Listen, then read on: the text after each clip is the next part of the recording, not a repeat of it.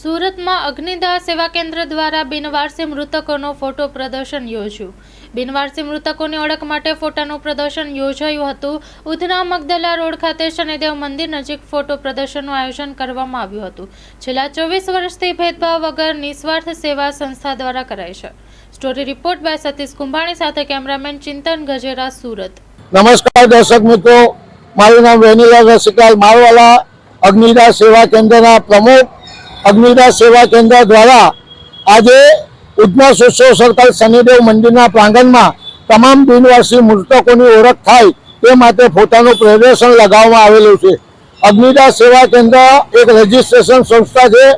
અગ્નિદાહ સેવા કેન્દ્ર તમામ બિનવારસી મૃતકોનું માનભેર વિધિસર ન્યાય જાતના ભેદભાવ વગર વિનામૂલ્યે અંતિમ સંસ્કાર કરતી સંસ્થા।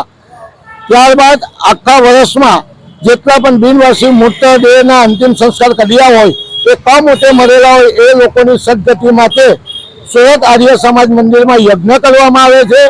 ત્યારબાદ ભાદરવા મહિનામાં શાસ્ત્રોક્ત વિધિ અનુસાર શ્રાદ્ધ વિધિ કરવામાં આવે છે અને બ્રહ્મ ભોજન કરવામાં આવે છે અને દર મહિને તમામ બિનવારસી મૃતકોની અસ્થિઓનું વિસર્જન નાસિકમાં કરવામાં આવે છે અને મકર સંક્રાંતિના આગલા શનિવારે ઉધના સોશિયો સર્કલ શનિદેવ મંદિરના પ્રાંગણમાં તમામ બિનવારસી મૃતકોની ઓળખ થાય તે માટે પ્રદર્શન લગાવવામાં આવે છે।